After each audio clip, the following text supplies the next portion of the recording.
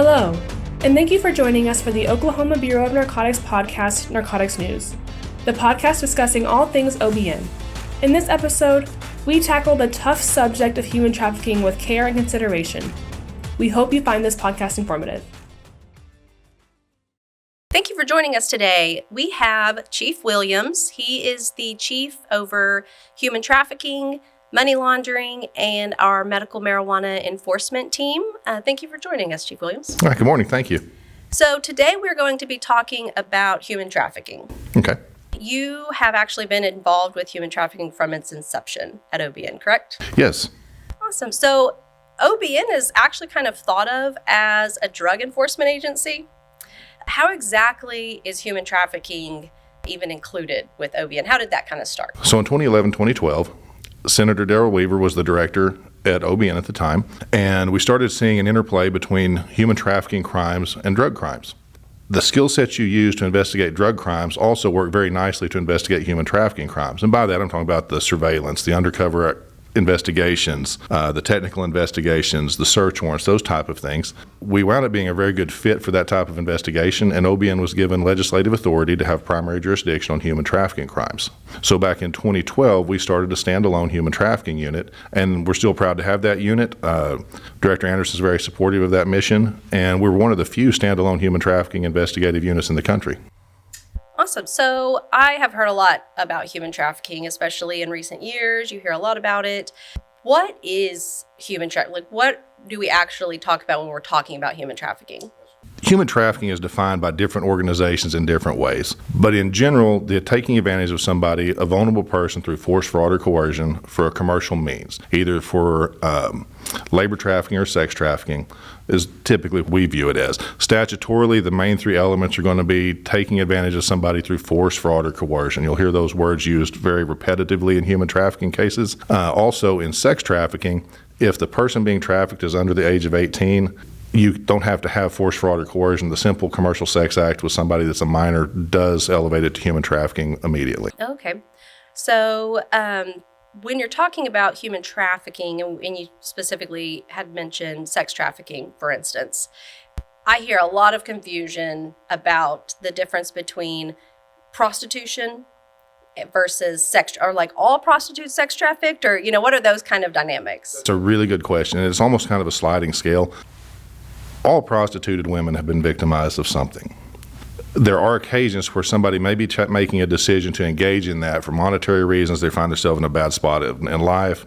But even if they do make that decision, they could be independent, is kind of one of the words. I hate to say this as an industry term because it gives it too much credibility, but honestly, human trafficking makes more sense when you look at it in terms of a business model and the commercial component, because there is a commercial component to it. So somebody may be making that decision for a brief period of time, but very oftentimes a trafficker will then seek them out and use some type of force, fraud, or coercion to bring them under their control. Yes. And regardless of their position on that, we still want to be able to try to find ways to get that person networked in with our partners in the service provider industry. So it sounds like they're pretty heavily, especially probably in Oklahoma, where we don't obviously have any type of legal commercial sex or anything like that. It sounds like they're kind of pretty interrelated, like a lot of times, especially if it's someone who maybe started as a victim and then maybe now they don't see themselves as one or something like that. There's kind of a lot of that type of psychology behind it and everything. The sex trafficking in particular, you'll have trauma bonding, intermittent reinforcement, Stockholm syndrome. And to be candid, a lot of the imagery, I think, in human trafficking awareness early on was wrong and did a disservice to what human trafficking really is. And by that, I'm talking about we had the imagery of handcuffs or shackles or a ball and chain. And very often the bonds, especially in sex trafficking victims, are emotional and mental bonds and manipulation from that trauma bonding, from that intermittent reinforcement. And so those awareness campaigns early on, not from OBN, but from all types of awareness with really, really well-intentioned efforts, put the wrong messaging out. And then you have juries seeing that, to where you actually have somebody, you may have a 14-year-old young lady that's been trafficked, but she's going to say, that's my boyfriend.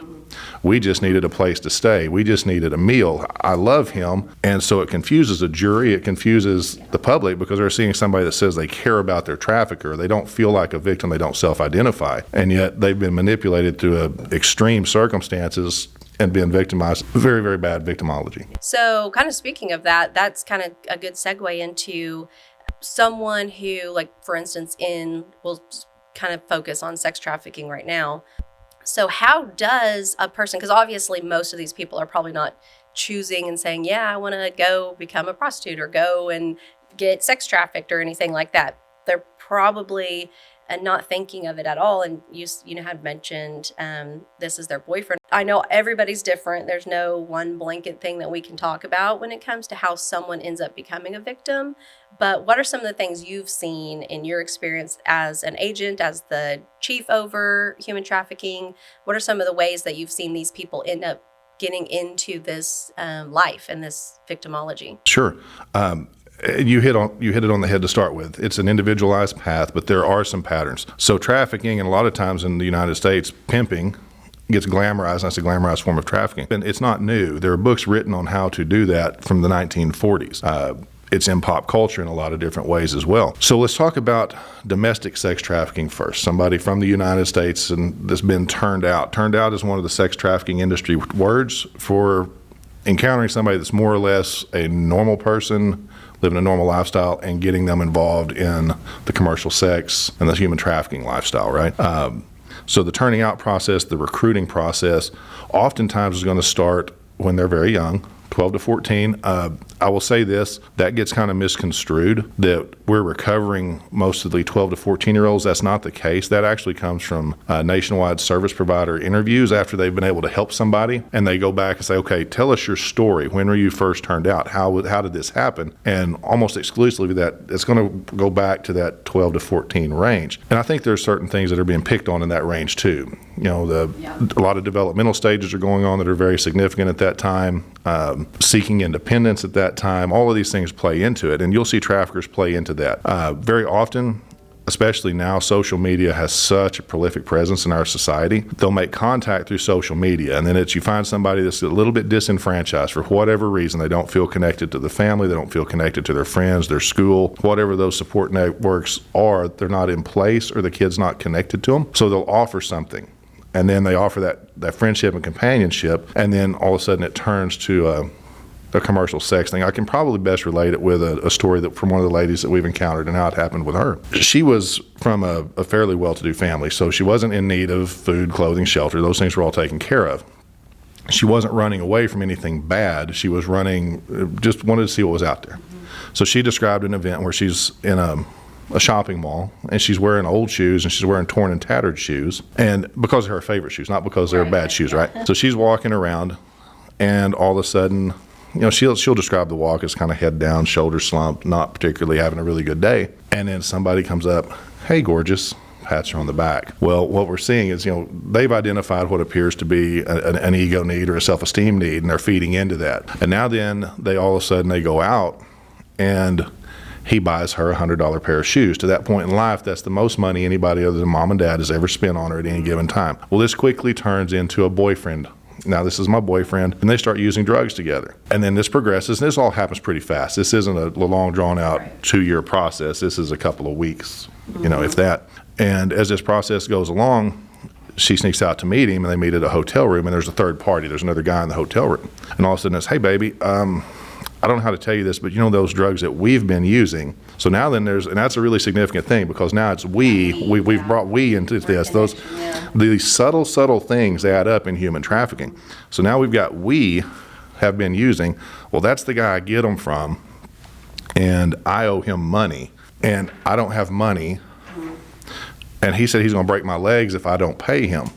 But he thinks you're really cute. So now we're adding all these puzzle pieces are coming together. Now, and very likely that was his partner. You know, this is very well planned out. But if you'll have sex with him, and I'll never ask you to do this again, but if you'll have sex with him this one time, he's not going to break my leg. So now we've shifted from a debt to you're preventing me from having bodily harm. So there's a whole bunch of psychology going on with this to manipulate this young lady. So she does. Well, so that's the first time in her life that sex is now no longer part of pleasure, companionship, love, or affection. It's become a commodity. Yeah. And that's part of the turning out process. Well, then, of course, that's not the last time he asked her to do this. He asked her to do it again. She doesn't want to. Then a little bit of violence occurs. And before you know it, she's stuck in a lifestyle.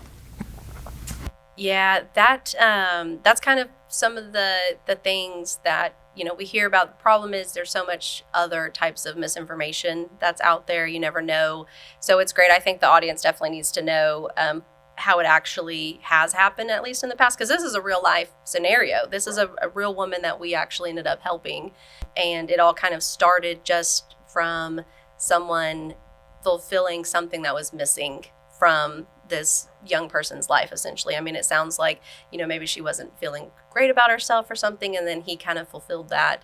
And then, now, though, with internet and chat, like all different types of things, what are some ways that parents, I know a lot of our viewers, listeners, stuff like that, have our parents or grandparents, they have, or a niece, nephew, stuff like that. They have young people in their lives. And now everything's so interconnected.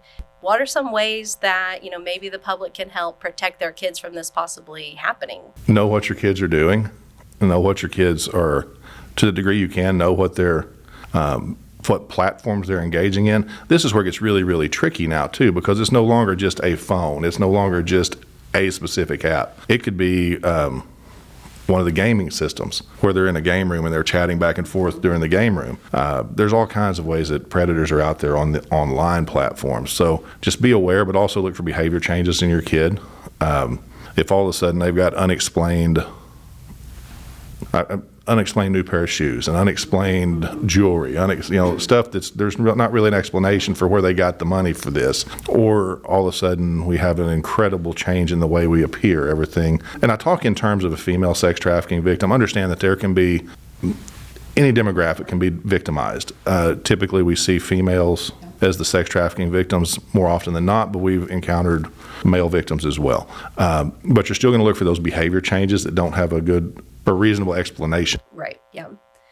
Yeah, that is, that's kind of interesting, especially with how open everything is. Like you said, the phones are not just calling anymore. They are your computer. They are your phone. They are your camera. They are everything now. And so definitely safe internet, it sounds like, is super important for parents to make sure, they're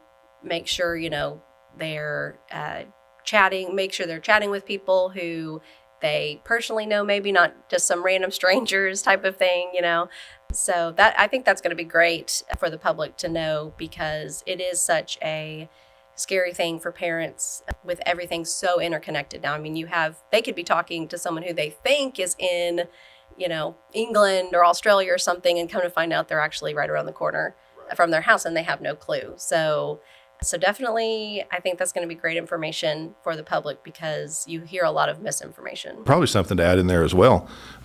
It is not necessarily always, I am gone and engaged in human trafficking activities. It may be where they're actually coming home at night and staying at home, and then going out, and part of their life they're working for this trafficker, doing the work, especially when they're younger. So we've actually encountered young ladies that were being trafficked that were still going to school, still living at home.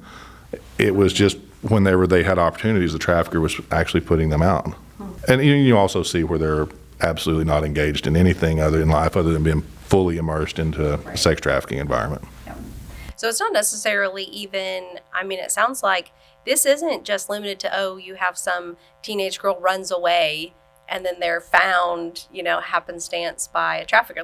These people could still be going to school. They could still be living what seems to be normal lives. Yes, absolutely. Well, yeah. So, that's, it's definitely different than kind of probably what most of the public even realize. Right. And I think early on, I still remember back when the early movies came out, some really compelling movies about human trafficking. But unfortunately, we won't speak to what happens internationally. I don't have any expertise in that.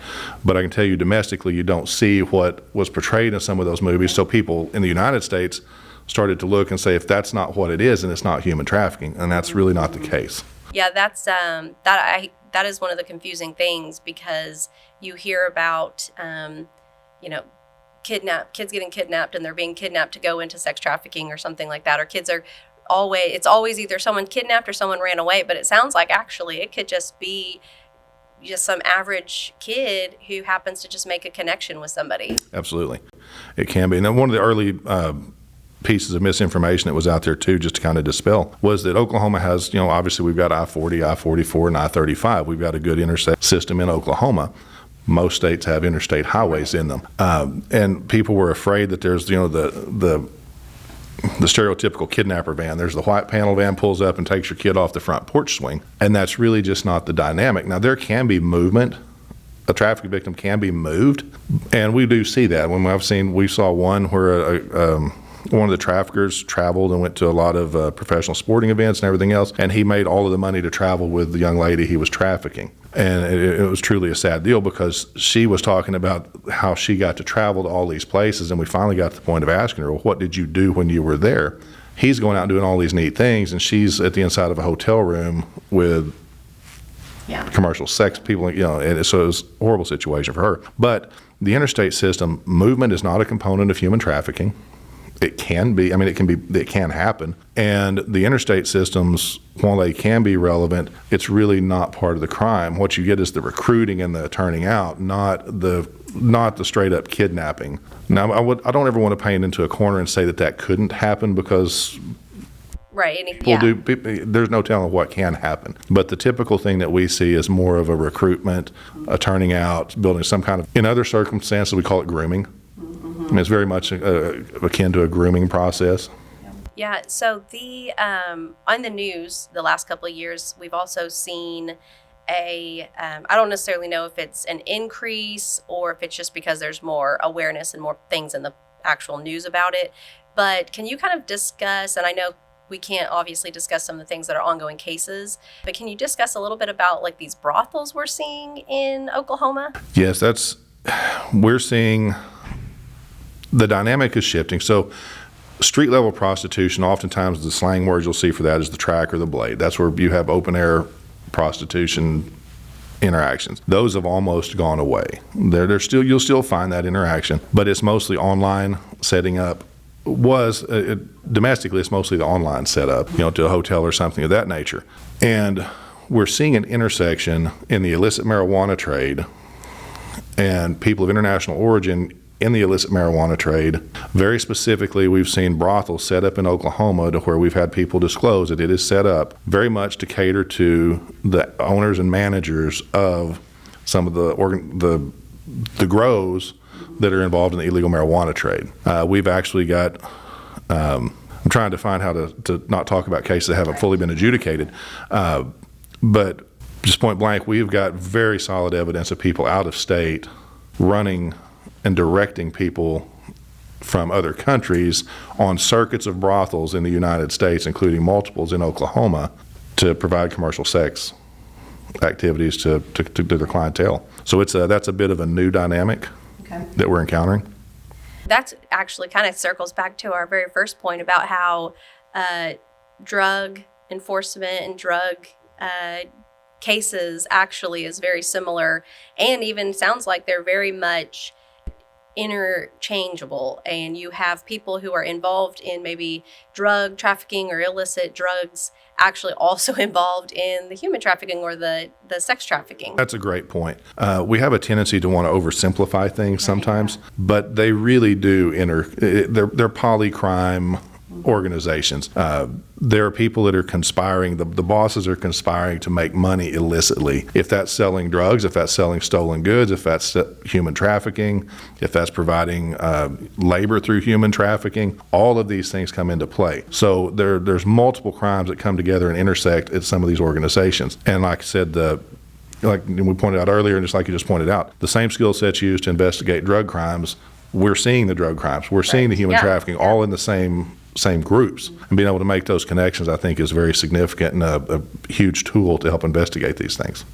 Yeah, that sounds like it. And I'm glad you actually brought up the labor trafficking, because that's one thing that isn't really discussed that often. It's some stuff. I mean, we've heard of it like California, or we've heard it in Florida. We've heard it in other states. We've heard in the news, you hear about, certain groups maybe put on farms and things like that for labor trafficking purposes.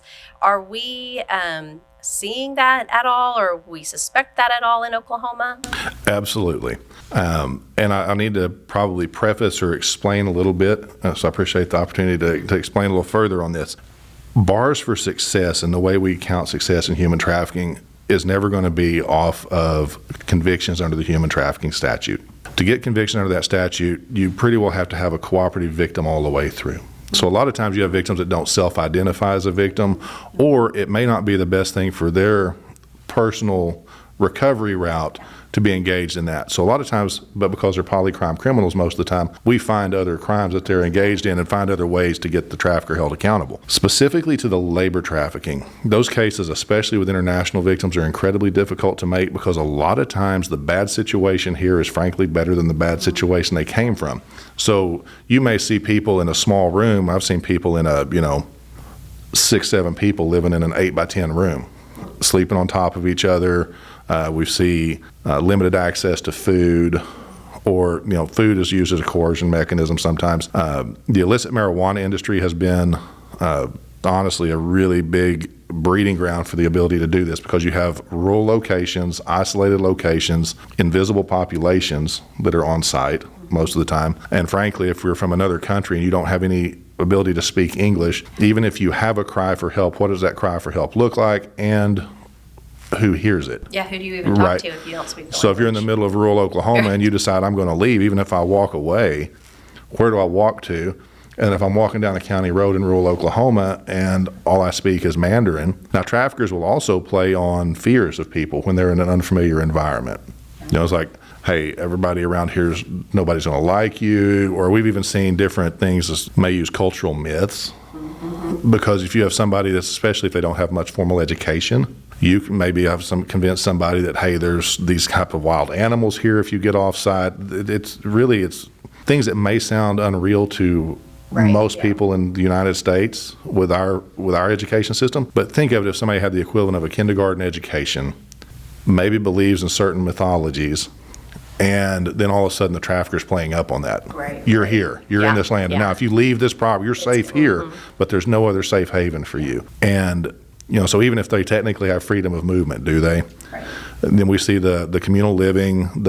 What we see oftentimes too is a promise of pay in the future. And that's why you'll see so many people very, very sad. And like if we go out and especially if our agents have served a search warrant, we're eradicating marijuana, you'll see, because they've been told they're not going to make any money until it's sold, even though they're not the one that owns it. Right. And they know they're not the one that own. They're not the one selling it. They're not going to get paid. Do they? I mean, obviously we never necessarily know, but I've heard, where people have said in some of our cases, oh, I was going to get paid after a harvest. And then how many harvests have you done? We've done 10 or 15 harvests, but you haven't gotten paid yet. So, I mean, it sounds like it's almost an empty promise though from these. It is. It's what it certainly appears to be. Yeah. And really, what recourse do they have on that? Right. I'm going to leave. Right. And, they may leave, but then they've done all this labor and they've got no pay. Mm-hmm. And they can't sue for back pay or anything. They don't have any protections. Right. It's a perfect scenario for that. It sounds like, and I mean, obviously we only know what we've seen and know and things like that, but it sounds like your marijuana enforcement teams and your human trafficking teams, sounds like they may have a lot of mix. Are we seeing more of the labor trafficking at marijuana grows? So we think we are, yes. I can kind of give a little history on that. One of the very early on in one of the grows that we were serving a search warrant at, I went out on that one, and one of the supervisors on scene had actually been my partner in human trafficking back in the 2012, 2013 time range. So, and we're walking around and we're looking at stuff and we're noticing this power dynamic between one of the people walking around and everybody else. When we try to talk to the others, you'll see these glances over at the one guy. Like, can I talk to you? And there's a whole lot of, you can just see intimidation and fear. Then we dig a little bit further, and we're not even really thinking under the human trafficking filter at that point. It's like we're really trying to figure out everything else that's going on, but we still notice this dynamic. And then we notice, well, that guy also is the only one that has an air conditioner in his room. He's the only one that has a room by himself. He's the only one that has access to food on his own. Like, this is looking an awful lot like human trafficking here. So it kind of let us shift the paradigm to start looking for it. So Part of the things that we have done on that is all of our marijuana enforcement team agents have gone through human trafficking training. All officers in the state of Oklahoma since 2012, OBN has put on a 4-hour block at the Basic Police Academy. So all officers get some basic recognition training in it. But then we went further with the marijuana enforcement teams, and obviously our human trafficking agents have training in human trafficking recognition and intervention.